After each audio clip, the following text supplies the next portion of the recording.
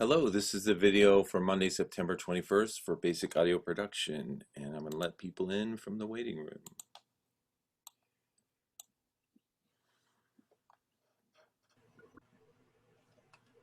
Hello, Hola, how you guys doing? fine. Good. Happy Monday to you. Is there Eh. is there such a thing as a happy Monday? The only good Monday is a dead No. Monday. Okay. The only good Monday's a holiday like Labor Day. Uh, well, let me go ahead and put you guys into the role here, and then we can get started. Let me go ahead and get to that page.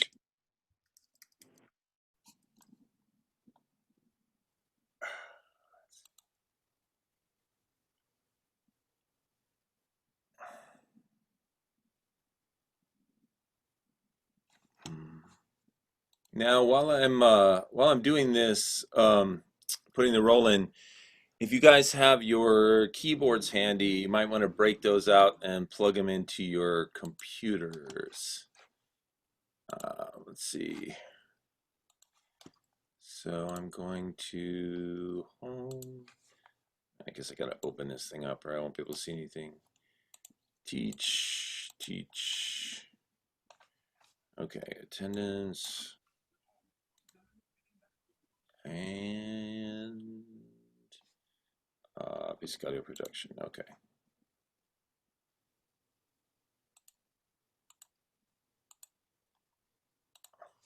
Okay, got that taken care of. Boom.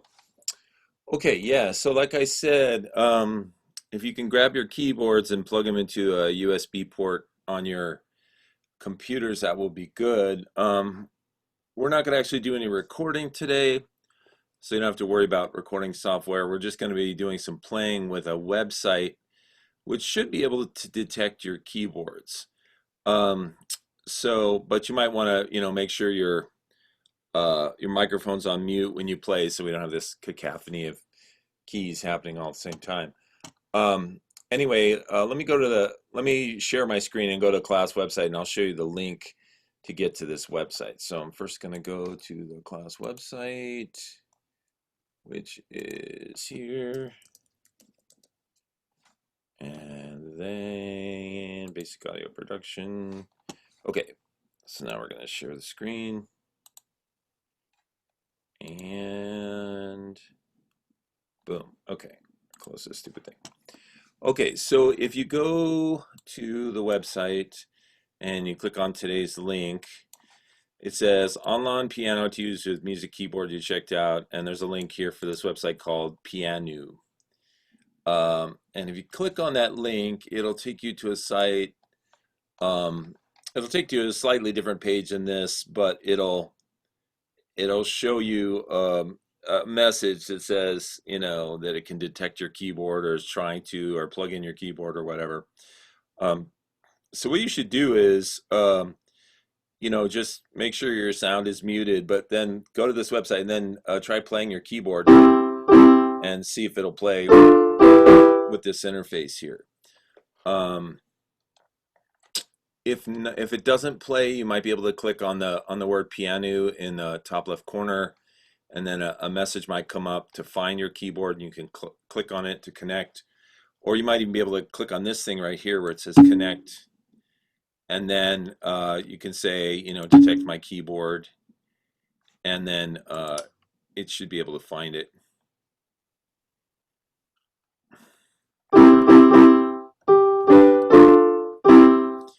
Okay, so what we're going to do is well, first of all, let me open the chat here so that if you guys have any problems or questions, you can let me know. So yeah, just chat to me or, jump in on the voice chat if you want to tell me about problems you're having. Otherwise, I'll assume you guys are having some luck hooking your keyboards up to this website, which is on, for those of you that just came in, the if you go to the class website and click on this piano link and plug in your keyboard, you should be able to get it set up so you can play piano and hear it out of your off this website. Okay. Okay. Yeah. Yeah, unfortunately, I'm in the field on my phone and don't have my keyboard. Oh, that's okay. I understand. In that case, you can just kind of watch and follow along. Yeah, I will. Okay. So what I'm going to do is go back to the class website. Well, let's see. I guess I should stay on this damn. Uh, let's see. I'll go back here so it looks like you guys. And then I will. Yeah. Now the next thing I'm going to do is I'm going to log into this lightnote.co company. You guys don't have to do this because I'm sharing my screen, but you guys have the password to get in. I got for $15, I got like a lifetime subscription to this music theory site. And so the reason that I'm showing you guys some music theory, the reason I gave you the keyboard is so that you can make an attempt at creating some basic music for some of your projects. Now, in a future project, I'm going to ask you guys to create something. It doesn't have to be Mozart quality. I can't do Mozart quality. If you can, you're in the wrong class. But anyway, some of you are more advanced than others. Some of you have musical knowledge. Some of you are like, what the heck is this thing, right? But I'm hoping by just giving you some of the basics, well, I'll at least give you like a gentle push out into the water of potentially creating scores for your own projects. So with that, let's move ahead and talk a little bit about a little more about the keyboard and how you can create some basic Nice. audio. Hey, Greg. Hi, Carl. How are you? A little better. I can walk a little bit. Oh, that's good. So, Hey, Carl, we plugged our keyboards into the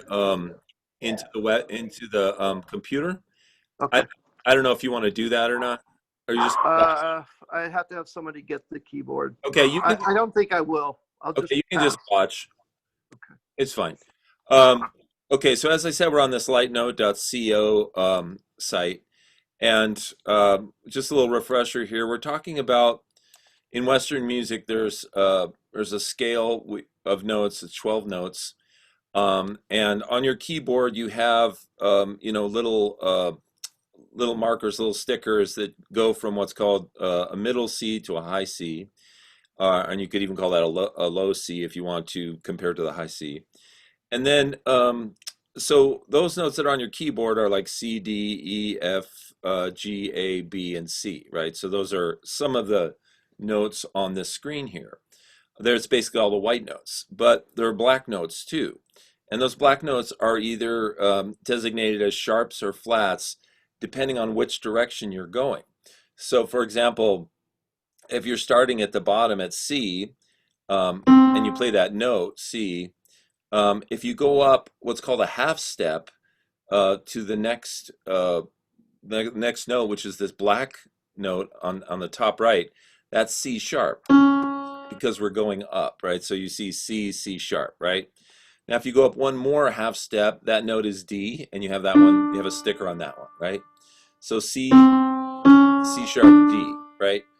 Now, if you were going the opposite direction, if you started on D and you went down a half step to this black note, then that would be called D flat because you're on D and you're going down, so you're flatting the note, right? Going down a half step. And you can see right here that that note right there is listed as both C sharp and D flat. They mean the same thing. They mean this note, right? And that's true of all the black notes. So we have C, C sharp, D, and you can do this along with me if you like. Then we have a D sharp, which is also E flat if you're going the other way. E, F, F sharp, G, G sharp, A sharp, B, and then C. Now that is what's called an octave from the low C to the high C, and that's actually the same note. We talked about vibrations and how sound is a series of vibrations, and how certain vibrations we've attached a name to. We call those pitches, and all of those vibrations you just heard, the 12-tone scale, is Western music's scale of music, what they use for music. And now there are tones in between those tones, and they're referred to as microtones, and some other cultures use those, but we've divided, for hundreds, maybe thousands of years, we've divided the scale up, just the West, we've divided the scale up into those 12 notes, and there shall be no more, right? You can get sort of strange, weird notes if you bend a note on a guitar or take a synthesizer and move the modulation wheel. But those are the 12 tones that we use. And when I hit the low C, it has a very certain tone, right? You can say C, C, right? But the one an octave higher, C, C, they're the same note. Now you're wondering, well, how can they be the same note?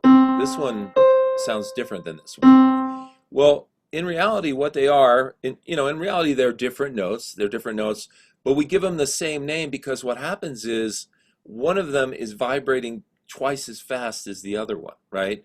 So in other words, we talked about, how there's these little vibrations, these little waves that the notes make, and when you sync them up, when one hits, every third one of another one, then it makes this harmony, which is very pleasing. Well, if you take a note and you basically double, exactly double the amount of vibrations, the waves that are happening in that note, you get the same exact note, but you get it an octave higher. So they sound similar, right? Okay, I just got some weird Zoom message. Sorry about that. Anyway, and the same is true if you went lower. If you clicked on that C, the middle C, the C that's the most to the left on your keyboard, and then you go on your keyboard and you go all the way down to the very last note on the left on your keyboard, that's also a C. And it's hard for people to hear this, hard for me to hear too, but if you play those two chords together, there's a harmony there. They're vibrating. One is vibrating exactly twice as fast. Same with the middle C and the high C, right? So those octaves are very pleasing, as are other things, right? Other intervals that are combined, and that's called consonance. When two tones are vibrating in a pleasing way. When they're not, it's called dissonance, and those are usually, when the waves don't quite line up. So this is your scale, your 12-note scale, and we also know that there's something called keys, and keys are when you take this scale and you move it around the keyboard. You basically start on different notes and then do this exact same scale. You end up with a different sound. It's 12 notes as well, but maybe you're starting on D instead of C, so you would call that, you would say that's in the key of D, whatever that root or tonic note is. So here we see, the explanation of sharps. And we talked about this a little last time, but I'm just kind of going over it. And so what we, have here is what's called the major scale. And then, down here, like I showed you last time, you just by starting on a different note, you change the feel of the music.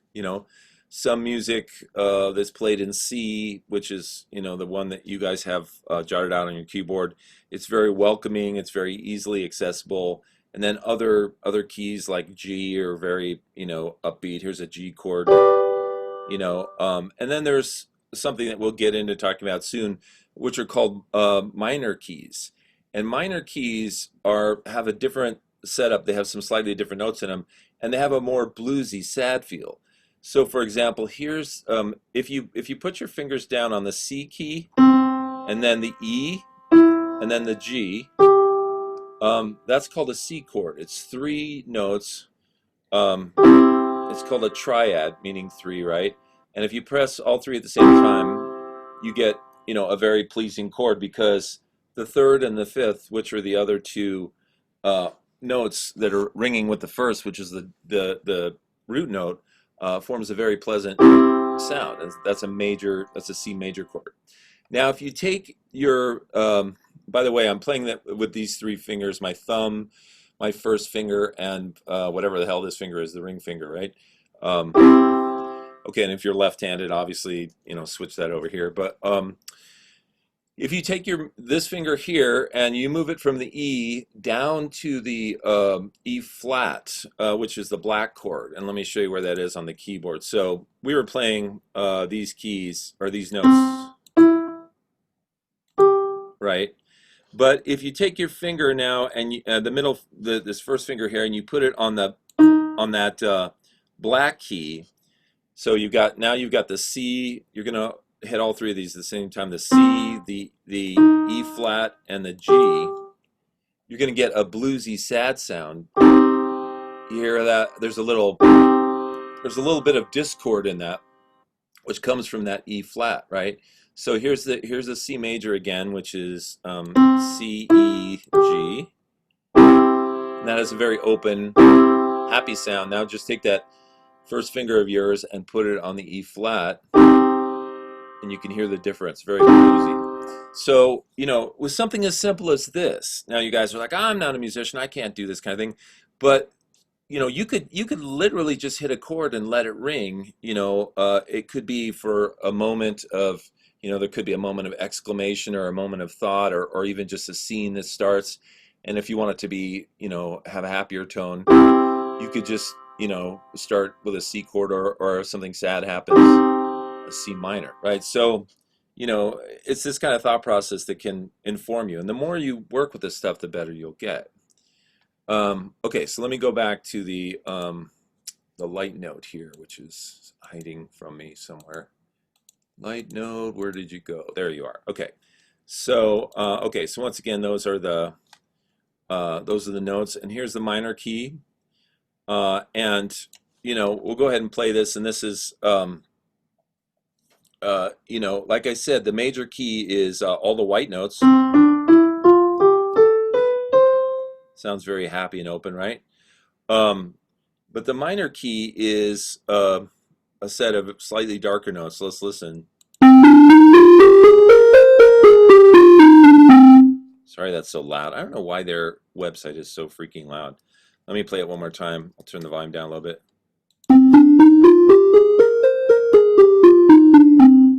So yeah, so it's slightly darker notes that give you that feeling of more intensity, right? Okay, let's see. And so they're also telling you that the keys there are certain relationships between these keys. Like, for example, all the white keys starting on C is what's called the C major scale, right? But if you take your low C and you go 2 white keys to the left of that, let me show you which note that is. So let's say this is your middle C here, right? If you go down to this note right here, this is an A. And if you start here,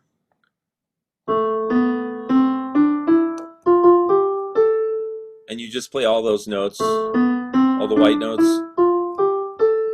that's what's called an A minor scale. Now it's all white notes still, but it's a different set of intervals, and so once again it gives you sort of a bluesy feel.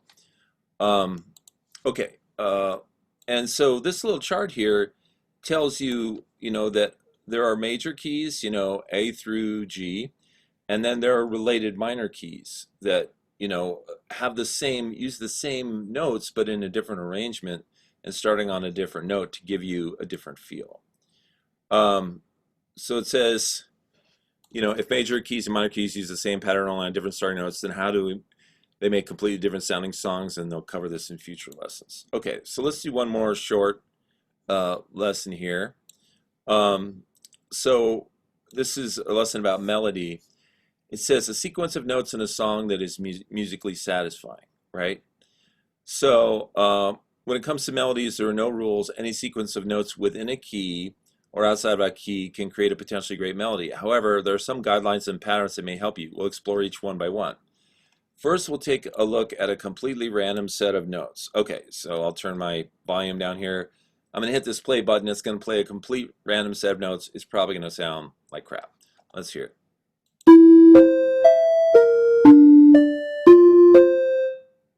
Actually, it didn't sound too bad. It says that doesn't sound like a melody. While there are no rules, some melodies are certainly better than others. Okay, staying in key. Most melodies are in a chosen key. Let's try again. This is not great, but it's better than before. So now we're going to hear something that adheres to more of the rules, following melody, a melody that's played inside of a chord.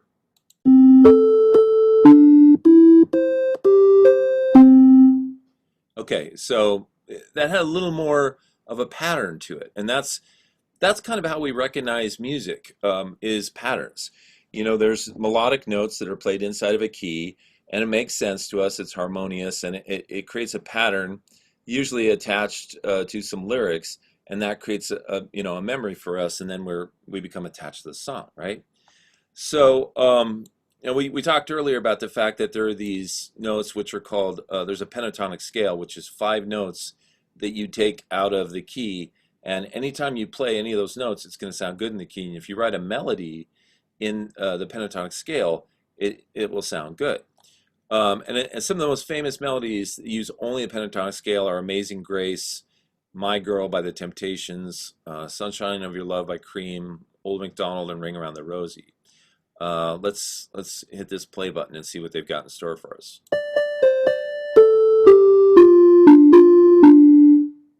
Right, so Sunshine of Your Love, that's part of the melody for that. Okay, so let's go ahead and watch this little video. It's called Pentatonic Melodies, the Pentatonic Challenge. How's it going, guys? Julian Bradley here from themusicalear.com. Today I'm going to see how many songs I can play using just these 5 notes for the melody. So this is C major pentatonic scale. Basically I'm going to line up every song, play it within the same key of C major A minor. Here we go.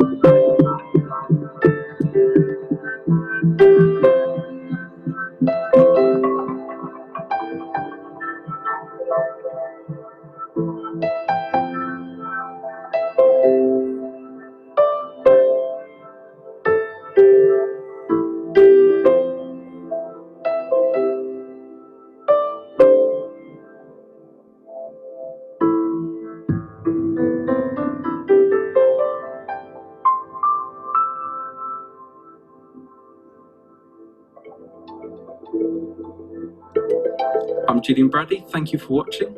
If you enjoyed this video, I'd really appreciate a thumbs up. And you can download the sheet music.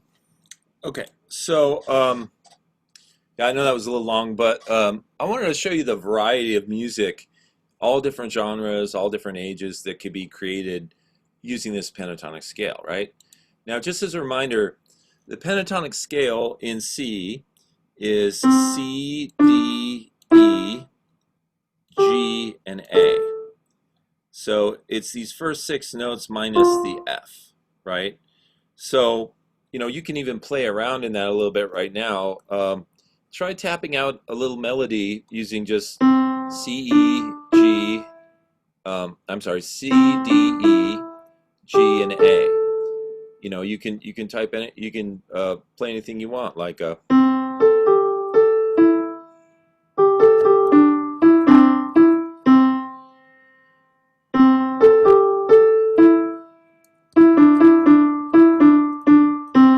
you know, if you just play around with it a little bit, you'd be surprised at how quickly you can create something that, you know, sounds good. It sounds a little melodic, and of course, it can be improved upon.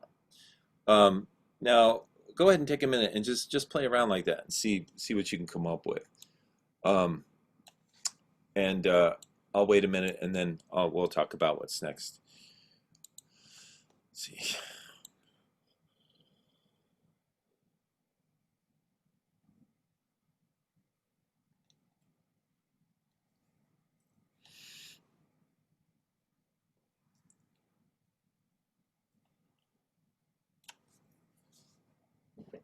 And let's see, one of the students mentioned that she was having a little trouble at first getting the keyboard to play. It was Abby, but when she switched over to the Chrome browser, it worked out for her. So thank you, Abby.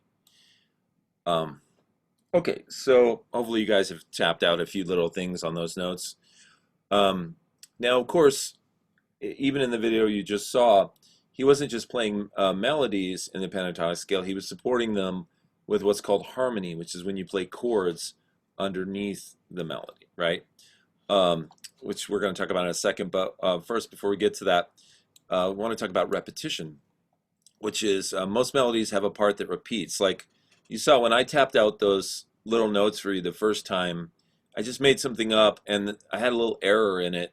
So I thought I'm going to do that again, but this time I'm going to get rid of the error. And so you heard the same thing twice, but the second time it was a little more correct. And when you hear melodies, it's because of the repetition that we remember them. There's repeating choruses and repeating verse melodic lines. So let's hit this little play button here and see what repeating melody sounds like.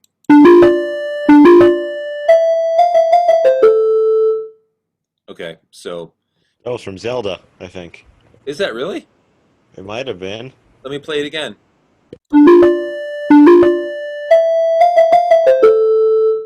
Sound like it? Kinda. Okay. Maybe the Firestorms? Cool. I don't recognize the tune, but if you say it's from there, it's probably from there or pretty close. So we're not going to talk about supporting harmonies today, but I just want to show you one thing on the keyboard here, which is I want to show you something called a 1-4-5 chord progression. And what that is, it's a chord progression that you can record on something like GarageBand or another type of digital audio workstation software, and then you can play like pentatonic melodies over it and you'll have like a complete song. So to get this 1-4-5 chord progression, so called because it starts, the first chord is on the first note, the second chord is on the fourth note, and the third chord is on the fifth note. So what you have to do is you're going to play a triad. So, you know, thumb, first finger, and ring finger, put them on the C, the E, and the G. And that would be your first chord. So that's the one chord in C. It's called C. And what I'm doing, I'm playing it in what are called quarter notes, which is, you know, there's these things called bars that they use to divide up music staffs. And if you play a note at a regular interval like that, it's called quarter notes. Okay, so that's the C chord. Now, make the same shape chord, but this time start on the fourth note, the F. Hit the F, the A, and the C.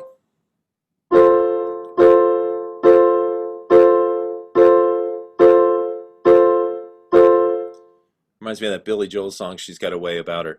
And now, just take that same shape and move it up one note to the G. So you're going to go G, you're going to hit the G, the B, and I know your stickers run out here, but you're going to hit this chord right here, the D.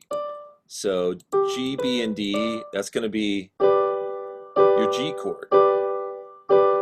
So if you put those three chords together, you start out with a C, C, E, G. You can play it 4 times.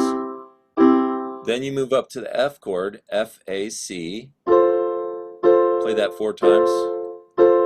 And then move up one white note to the G chord, G, B, D.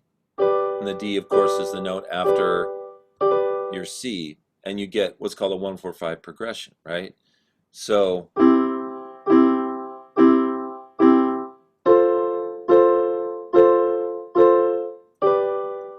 and you can always come back after you've played the 4 notes of the G, come back down and play 4 more notes on the F.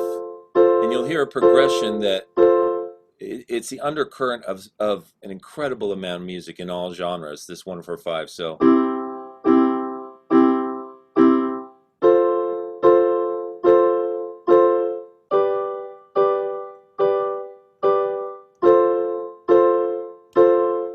and then you start over.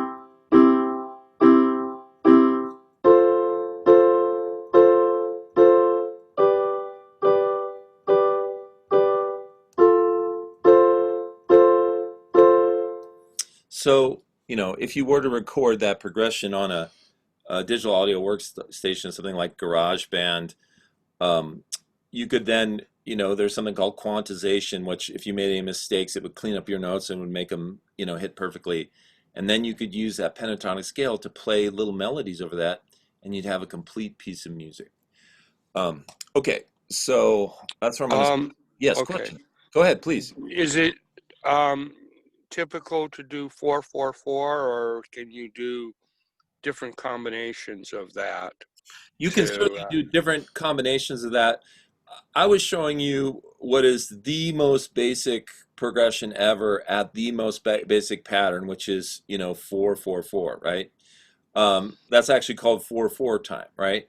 Because you're playing, four quarter notes in a measure. Now, there's also something called 3/4 time, which means you play three quarter notes in a measure.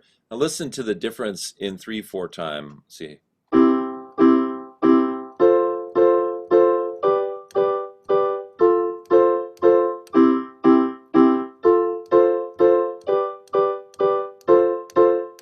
So that has a more jaunty kind of lilting feel to it, right? So you can play with time signatures, you can have, 6 or 7, quarter notes in a staff, or you can have 3, or you can have 2, or you can have 1. You can go all over the spectrum. And the stranger your progressions become, in some ways, the more interesting your music becomes, the less mainstream it becomes.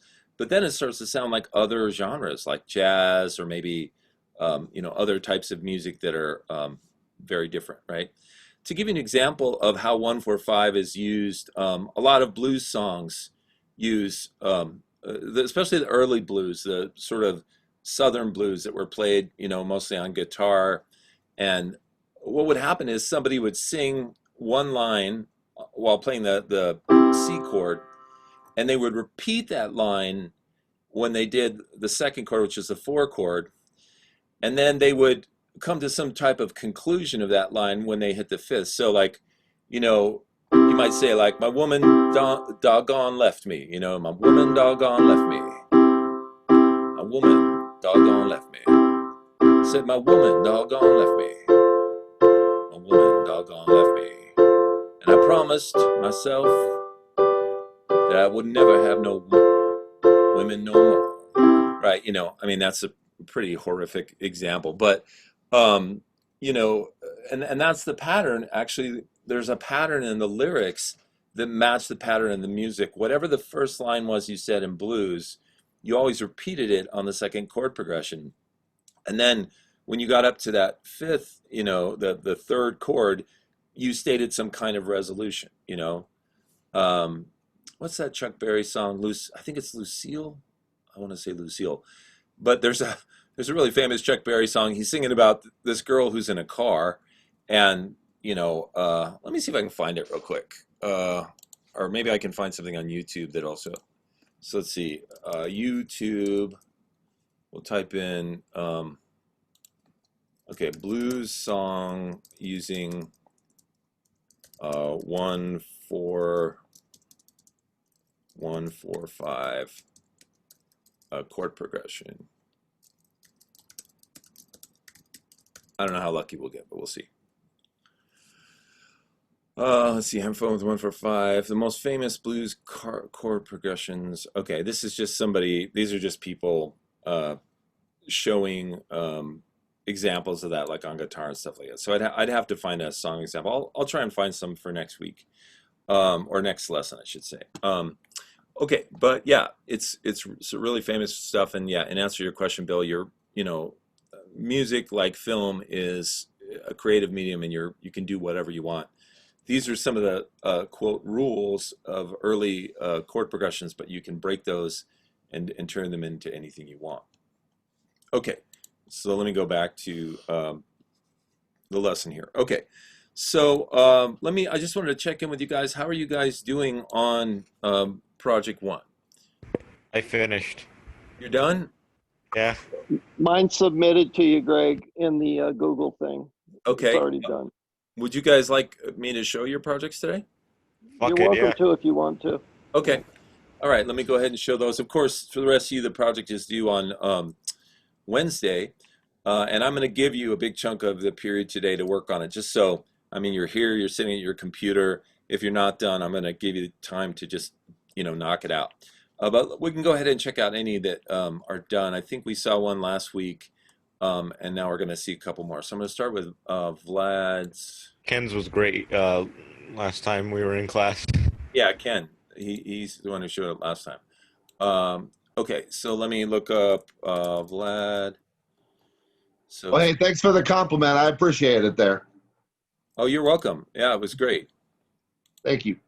Um, okay, so it's this one right here, Vlad? Yep.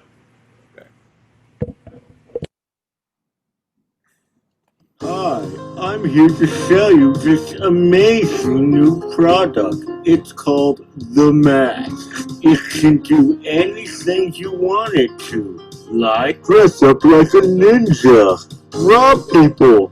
If you want to go for a silent murder, you could always just put the mask over your face and suffocate them. There are so many uses. Get a mask today and put it on. Okay, what do you guys think? You like Vlad's commercial? I thought it was pretty good, Vlad. That was pretty good. Good. Yeah, good music in the background to go with the idiotic face and stuff. You know, that was pretty good. I hope idiotic was what you were trying for. That was pretty good. Oh, completely. Did you see that? Everything about it was meant to be a complete joke, even that phone number. Yeah, and you mentioned the music, Carl, and I noticed the music. I mean, that's music that Vlad could have just picked out himself using just the white notes on the keyboard. Or Yeah.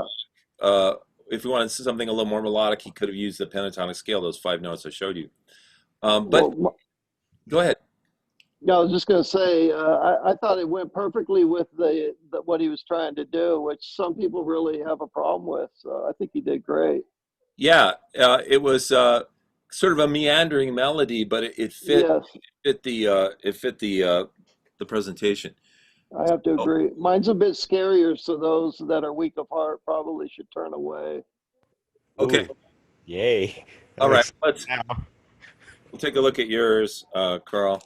Mine was done with a piano, and then because we have a piano here with a condenser mic, and then I put that into the keyboard thing, and then put some symphony behind it to add a little bit more suspense. I was just going to do the Jaws thing, but I did what I did, and you'll hear it now. I hope it's okay. Okay.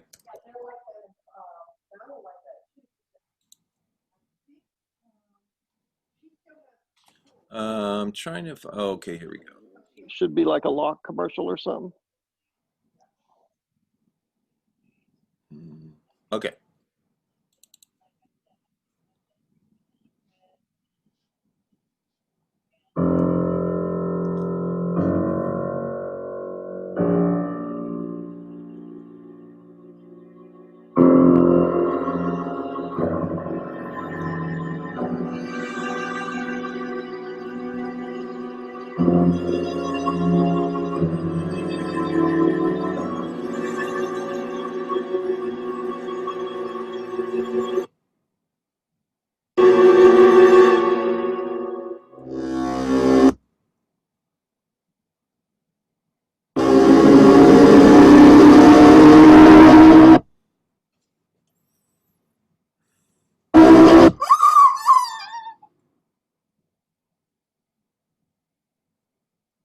Luna locks to keep your family safe. Okay, Carl. Sorry about the delay there a couple times. I think maybe it was just Laggy. yeah, the video lagging, but it was really good, and it was just like the way you described your idea. Thank you. Yeah, I liked it a lot. What did you guys think? Did you like it? I thought it was very well done. I like the changing shots from the sky to like the front door and made it feel really ominous. Yeah, and the music too, right? Yeah. Yeah, and that's a great example, just like yours, of how music really can fit a production, really well and enhance it. Okay, very nice. Okay, let's see. And Abigail said it was spooky, and Jillian said it was really cool. Um, and Ken said the music and the POV shots sold it. The music was creepy. Very nice.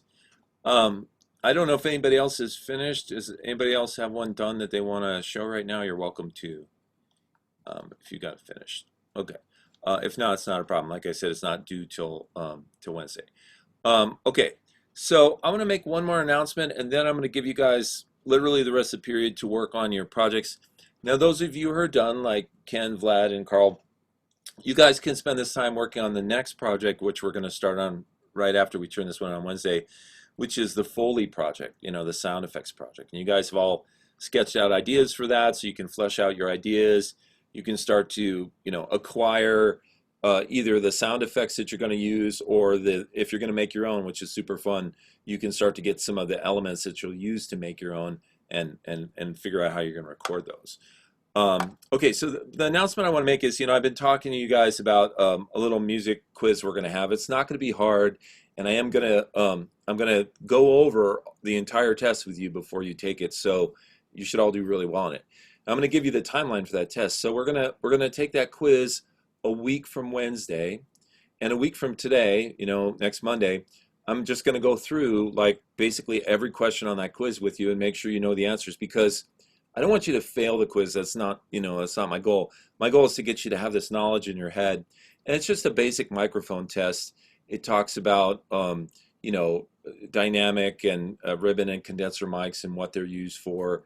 And we'll go through all of that, like I said, next Monday. If you want to, you can scribble a few notes, and then next Wednesday we'll give you the quiz and it'll be done, right? Any questions about that? Okay.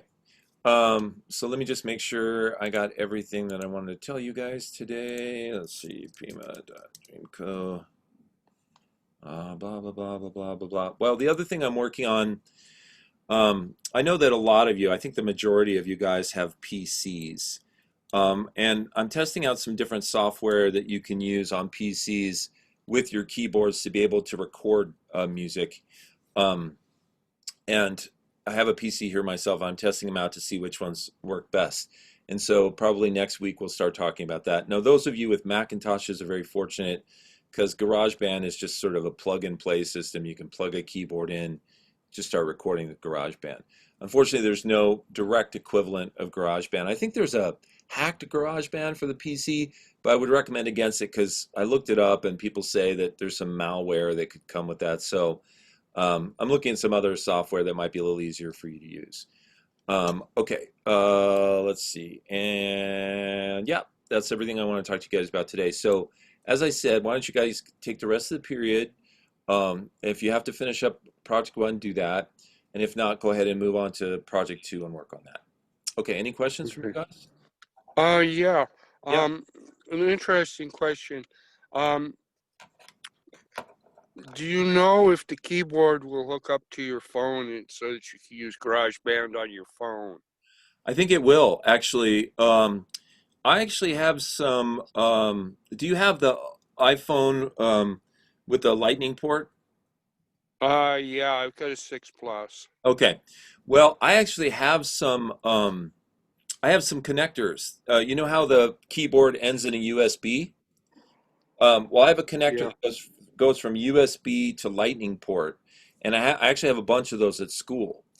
And that's an excellent point. I'm really glad you said that, because maybe a lot of you folks have, you know, maybe some of you have Windows computers, but you have like iPhones or even iPads. And if you do have that combination, you can use this keyboard with them. Like I said, I have a stack of these adapters that go from USB to lightning port at school. So if any of you guys want to get one of those, just email me and say, hey, you know, I'd love to get one of those adapters, and we'll figure out a time to meet at school.